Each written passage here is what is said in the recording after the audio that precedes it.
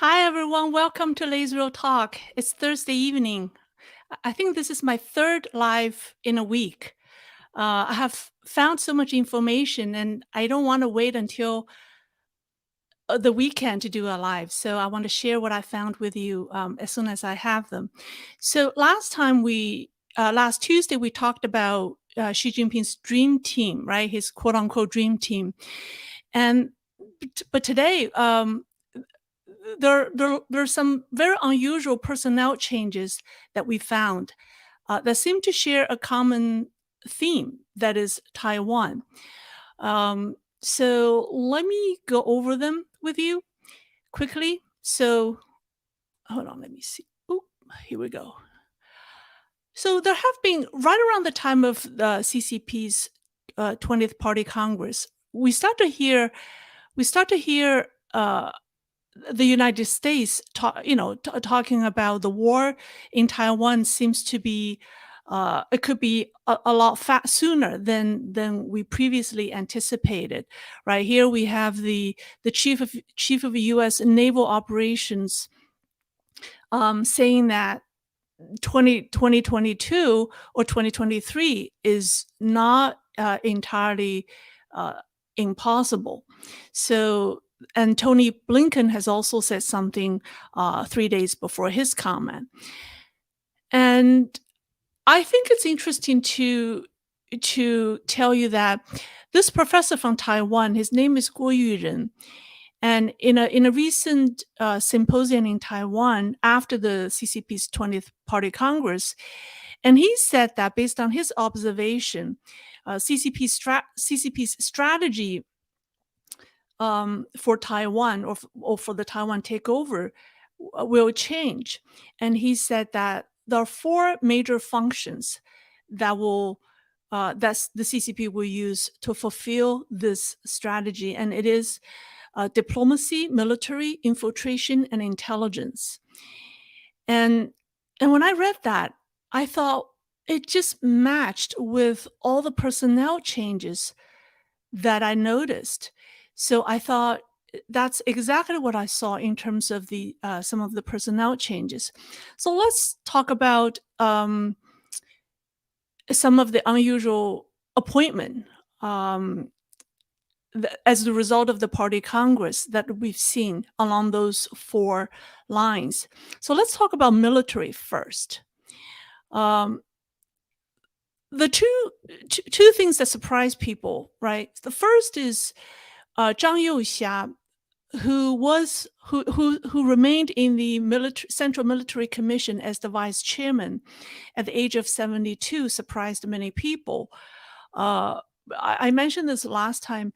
Xi Jinping wanted to have some kind of continuity in his military command, and this guy is the most trusted military officer that he has in the PLA.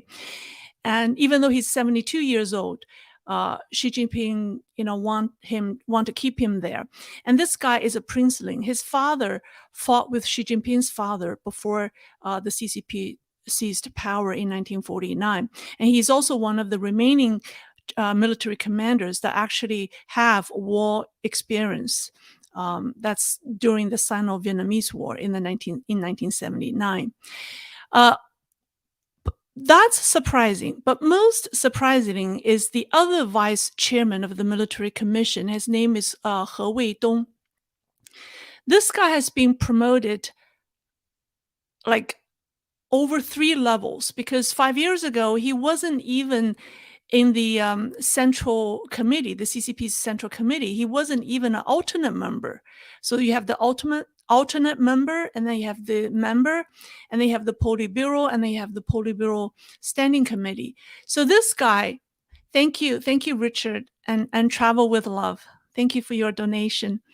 So this guy has been promoted like across 3 levels to be the vice chairman of the military commission right under Xi Jinping, right? Because Xi Jinping is the chairman of the military commission, and he has 2 vice chairmen. And people say this shows the importance of Taiwan, the importance of the war in the Taiwan Strait, because this guy is the one who was responsible for the military drill or the military exercises and the missile tests that was launched right after Nancy Pelosi's visit to Taiwan. And this guy is a native, is from Fujian province. Fujian province is the province across from the Taiwan Strait. A lot of people in Fujian has a connection with people, with Taiwanese. So he's native Fujianese. He has 17 years experience of working with Xi Jinping in Fujian. And has also been leading the 73rd Group Army in Fujian, which is the main force that the PLA will use in the war against Taiwan. And he's now promoted to be the head of the Joint Warfare Command Center of the PLA. His replacement, he came from the PLA's Eastern Military Theater, and his replacement, Lin Xiangyang, is also from Fujian. So you see, Xi Jinping has relied heavily on the military personnel from the Fujian province, not only because he stayed there for a long time, so he has a strong connection with people from Fujian, but also I think geographically Fujian is the province that has the strongest link to Taiwan. So you will see a lot of his top officials are from Fujian. I'll explain that a little later. And also, so this is the 7-member military commission from the 19th Party Congress, right before. And 3 of them are being replaced. So I circled them. And I'll show you. So the first one, so I already talked about the replacement of Xu Qiliang, who is from the Air Force, and he is replaced with He Weidong, the guy that I just talked about. And the other 2 guys' replacement is also very interesting. Hold on one second. I'm just trying to make this a little bigger. So maybe Wei Fenghe, who is currently the defense minister, will be replaced with Li Shangfu. Now, Li Shangfu is a protege of Zhang Youxia, the princeling whose father fought with Xi Jinping's father. So he is one of his mentees, shall we say. And this guy heads up the PLA's Equipment Development Department. He was also the commander-in-chief of the CCP's Manned Space Program. Now, he is also, I think, the only PLA officer who's been sanctioned by the United States government for buying fighter jets and missile systems from Russia. That's in 2018 by the Trump administration. So people are saying it's very interesting. Now the CCP will have a foreign a minister of defense, of national defense, who will be talking to his U.S. counterpart, but he can't go to U.S. because the sanction forbids him to travel to the U.S., whether on business or leisure, and him and his family are not allowed to use any banks that has any affiliation with the United States. So how is he going to do his job as the Minister of Defense, when he's under U.S. sanction? But on the other hand, it shows Xi Jinping's determination to face off with the United States, right? And so I think it's probably a strategy by Xi Jinping just to see how the U.S. will deal with that. So it should be interesting to see how that will pan out.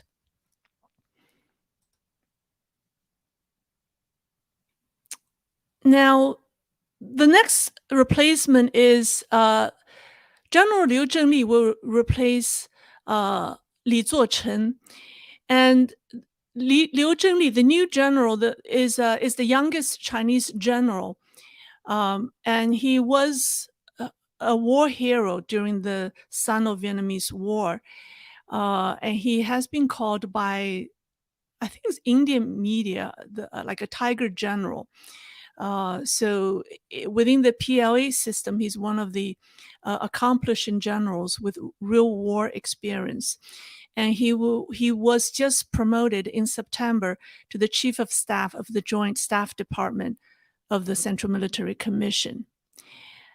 But I want to compare the military commission before the party congress and after. So here are the 7 people who they were before the 20th Party Congress. And you see there are two guys from Rocket Force, 2 from the ground force, which is the Army, 1 Air Force, and 1 Navy. So it's pretty well covered. And then after the 20th Party Congress, this ground force or the Army has a big representation, right? So military experts are asking the question, so how could you have 2 vice chairmen of the military commission, both come from the ground force, when the war in Taiwan is going to be rely on Navy and Air Force? So people are just asking that question. And then also, if you look at the roles that these people play, the 2 people in the blue bubble, Miao Hua and Zhang Shenming, even though they're in Navy, Miao Hua also came from the ground force or the Army. He assumed the role of the political commissar of the Navy. He has been serving that role since 2014. And then Zhang Shenming has been in the Rocket Force, has also played the role of a political commissar. So they're not military officers, they're political officers in the PLA. So the real military officers are the 3 guys in the red circles. And you could see that 2 of them are recently promoted. They are the people who have real war experience, and 1 guy stayed on for continuity and his close relationship to Xi Jinping. And then he promoted the guy who's being sanctioned by the U.S. Government. This guy came from the support force, and so I think it's just it shows this picture is a snapshot of the command center of the PLA in the event that a war breaks out in the Taiwan Strait. I just want to highlight that. Okay, so now let's talk about the political appointments, which are also very interesting and important. So here you have the 7 Politburo Standing Committee members who were announced last Sunday. And of the 7 people, there was 1 person who was most highly debated because his appointment to the Politburo Standing Committee was most surprising to many.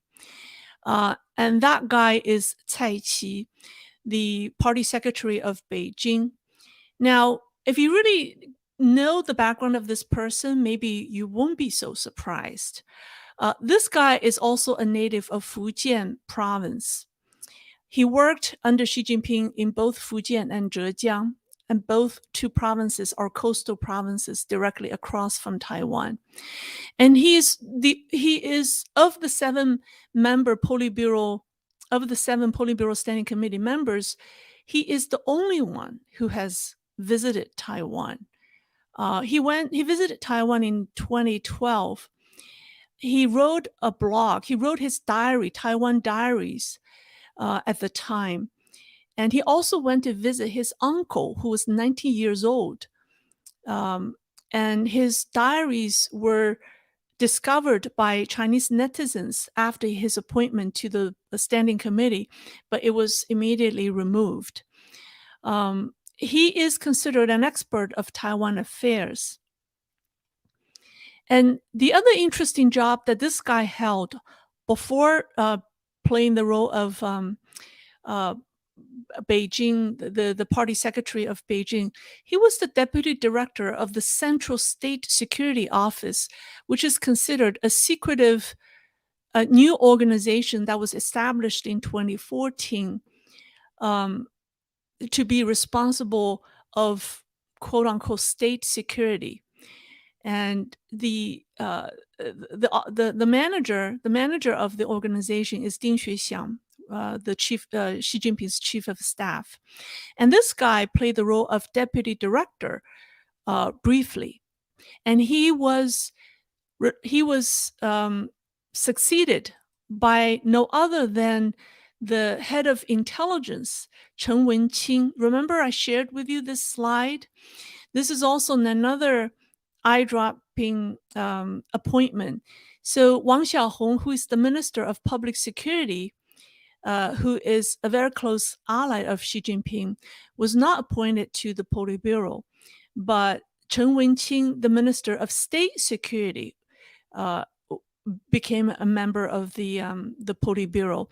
Now, the state security is like the CIA. It's basically the spy, the intelligence organization. So this guy is really the head of intelligence, or head of secret agents, right? So, and then Wang Xiaohong is kind of the head of the FBI, or he handles security matters domestically. So it's interesting that this guy, the head of the intelligence, becomes part of the Politburo member, and now it looks like he will also head up the powerful law and the legal 政法委, what do you call it? Yeah, 政法委, the Political and Law Commission of the CCP, and that organization is comprised of the judicial system, the public security organizations, and also the intelligence organizations. So it's a very powerful organization within the CCP, and people call that the knife. You know how CCP has 3 weapons: the knife, the gun, and the pen. The pen is the propaganda department. The gun is the military, and the knife is the 政法委, the organization that's in charge of public security, intelligence, and law. That includes all the judicial organizations like the court, public prosecution, Justice Department, basically all of that. So it's the first time ever that the head of a spy organization heads up that the Legal and Law Commission. So it has never happened before. So people are saying that definitely Xi Jinping is going to treat, intelligence as a priority for him in the next 5 years, and people associate that with his Taiwan agenda. And the reason we say that is, I don't know if you remember 2 weeks ago, I made this video about the overseas Chinese police, and other media have all talked about it, but I was able to associate the presence of these overseas police organizations to the CCP's wartime strategy. I highly recommend you watch that video. I'm not going to spend time to explain that here, but here's the thumbnail of the video, and it's published on October 20th. So part of the strategy for the CCP is to set up these overseas police operations and then use them as wartime procurement centers in the event a war breaks out in the Taiwan Strait. So that, I think, is obviously under the management of this guy. This guy, his department will be managing that function. So I think that's why he is promoted into the Politburo. And In that video, I also mentioned the leak of a secret meeting. Remember this meeting that was leaked in May? It was a war preparation meeting hosted by the party secretary of Guangdong with the military command in the Guangdong as well. And this guy Li Xi is also in the Politburo Standing Committee now.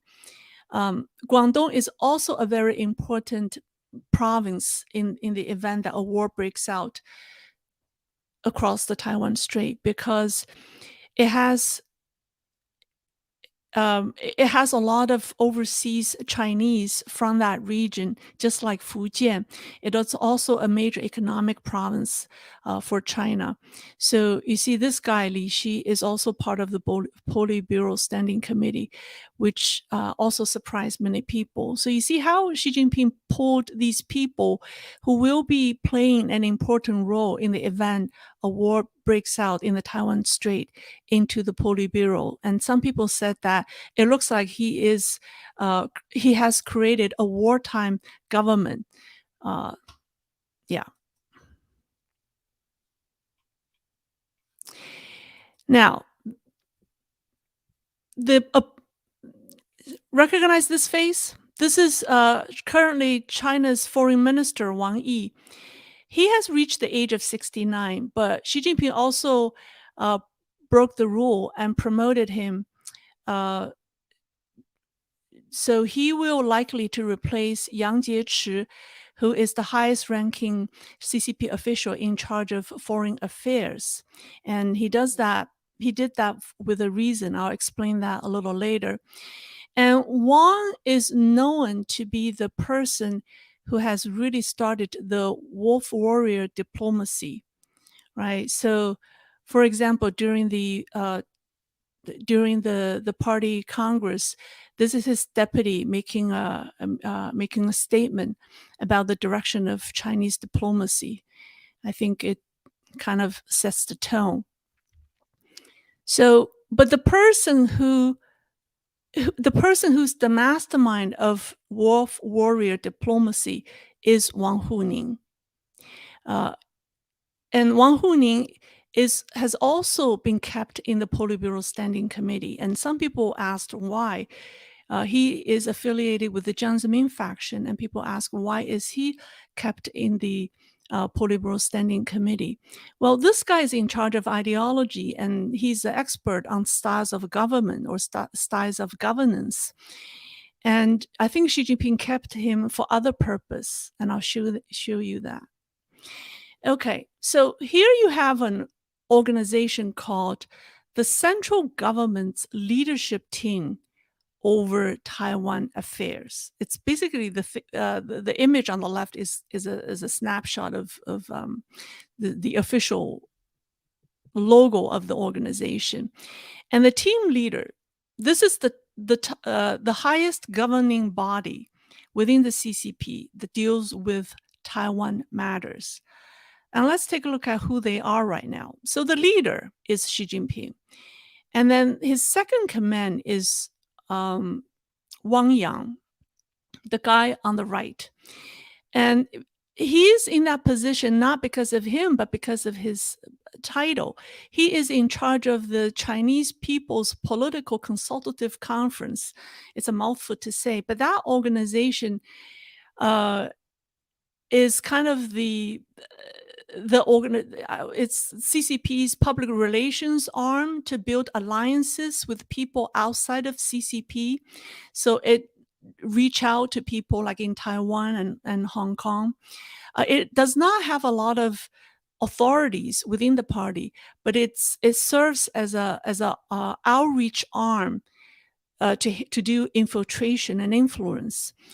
So currently, Wang Yang is the head of that organization, and he's also the second in command in this Taiwan affair leadership team. And then the third person in this leadership team is the highest ranking office official who's responsible for foreign affairs, right? Yang Jiechi. So this is the team Xi Jinping currently has. in the event he needs to make a decision about Taiwan. Do you think he's happy with this team? I don't think so. Because Wang Yang, is affiliated with the Hu Jintao faction, and he's one of the reformists. And he's also, uh, he's more of a supporter of a market economy, and on the reformist side. And the Yang Jiechi's strength is Sino-U.S. relations. This guy has very good connections in the U.S. government. He is a personal friend of the Bush family. The senior Bush calls him Tiger Yang. So Yang Jiechi's strength is Sino-U.S. relations. But if you think about it, in the event a war breaks out in Taiwan, Sino-U.S. relations is no longer matters. It's not what Xi Jinping will rely on, right? So this team, in the eyes of Xi Jinping, does not work for him if he wants to launch a war against Taiwan. So who he has in mind? What kind of team is he interested in having? Here we have it. Okay, so Wang Yi, the guy on the right, is likely to replace Yang Jiechi as the highest ranking diplomat or highest ranking official in charge of foreign affairs, because Wang Yi speaks Japanese. He was the ambassador to Japan, so he is an expert on Japanese affairs. He also head up the Taiwan's affairs office from 2008 to 2013. So Wang Yi is very experienced in Taiwan affairs and Japanese affairs. And think about it, if a war breaks out in the Taiwan Strait, right, Japan will be a major player that China will have to deal with. So Xi Jinping needs a Japan expert and a Taiwan expert, not a US expert. So that's why Wang Yi got promoted despite his age. Now, Wang Huning, again, definitely beats out Wang Yang. So Wang Huning is believed to play the role to head up the political consultative conference. It's not, like I said, it's not a super powerful organization, but it is the organization that does the outreach. So, and Wang Huning is the master of ideology, is the master of propaganda. He knows how to manipulate people's thinking and mind. And he also a diehard leftist. So from Xi Jinping's perspective, he will be much effective to play that role in an event a war breaks out than Wang Yang, right? So this Xi Jinping has not announced the role for his Politburo Standing Committee members yet, but these two individuals are highly likely to play these roles, and I think it's because of his interest or his planning in a war in the Taiwan Strait. All right, so I already shared with you some of the Politburo members who got promoted. These are the technocrats who have no career affiliations with Xi Jinping, but they got promoted because of their technical background. And take a look at their expertise, areas of expertise. They're all military oriented or war oriented. So that's all I have for you for tonight. This is really the part 2 of my last program, what to expect from Xi Jinping's dream, quote unquote, dream team. I only covered the political aspect and the economic aspect. I didn't cover the military and the diplomatic aspect. But I think the military and the diplomatic aspect of his personnel changes reflects exactly what this guy said at the very beginning, the Taiwanese professor, that he thinks the CCP's new strategy to to handle the Taiwan unification has changed at the 20th Party Congress. It's going to based on 4 functions: diplomacy, military, 统战, united front or infiltration, and intelligence. And I think this strategy from this Taiwanese professor perfectly matched with all the personnel changes that I just went through with you. So with that, I wrap up my presentation. Let's see if people have any questions for me. I'll just take a couple of questions.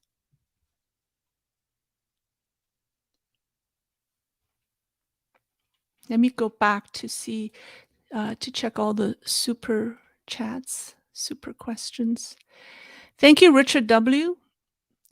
Travel with Love, Taiwan #1. Thank you.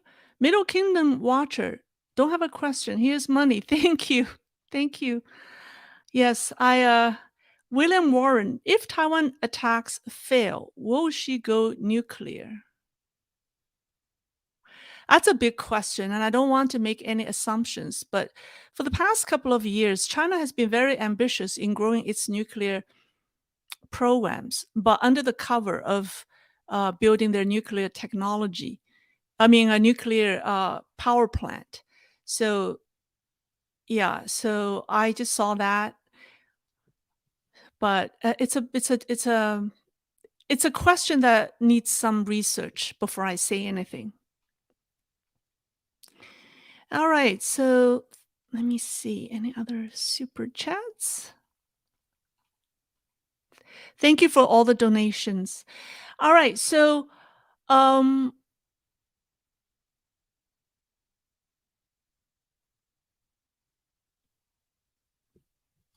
right, if we don't have any questions, should we make it a shorter program tonight? Lei should do CNN. I'm too busy doing my research, so I don't have any time to do any outreach. Oh, here from Marty85, a question from Marty85. Who does she speak with to make these appointments? I think he has his allies, pretty much, the people in the Politburo standing committees are his inner circles of people. But he also has to balance with other, party elders and factions. But I think people only look at, oh, he appointed these people because he likes these people. But that's pretty much what I have read in the past week. When the nameless, when the Politburo members were announced, people say, Xi Jinping got rid of anyone who's a Hu Jintao faction. He got rid of everyone who don't see eye to eye with him. He only liked to promote people that had worked for him before. And I think that's true. That is a true observation. But if you look deeper, like what I did just now, there are other purpose behind why he put certain people in those positions. And I think Taiwan, or the war with Taiwan, or the pending war with Taiwan, is a big factor. And then once we understand that, then a lot of these seemingly crazy personnel appointments start to make sense, right? All right. So that's what I want to say. From Travel with Love, thank you for sharing your insights again. Okay, thank you. All right, so I don't want to take too much time from you, and this is my 3rd live this week. Everyone, if you could like my videos and share them, I really appreciate that. I'll do more lives next week. Questions from Stephen Mitchell. Can she stay in power without a war? That's a very good question. The motivation for Xi Jinping to start a war is very complex. I think he's emotionally attached. I've been trying to find out why Xi Jinping is so attached to Taiwan, right? Taiwan unification. And I think the reasons are very complex. It's probably worth a whole video to discuss that topic. I think one thing for certain is if the economy continue to decline as it is now, if social stabilities continue to threaten his regime, his power, a war will be a convenient solution. And so yeah, what your question raised a very good point. From Marlon W, China will not go nuclear. Yeah, I don't know. I think probably that statement has some weight. Okay. All right. I would say thank you, everyone. I will not have a live this Saturday, but I do have a pre-recorded video. I think you will enjoy this Saturday. But I'll definitely see you next week. I plan to do more lives, and it seems that it's quicker to get the information out, and I could do these sessions shorter. But like my videos and share them. And I thank everyone who has donated to me. I really appreciate that. So have a great evening, and I'll see you next time. Bye bye.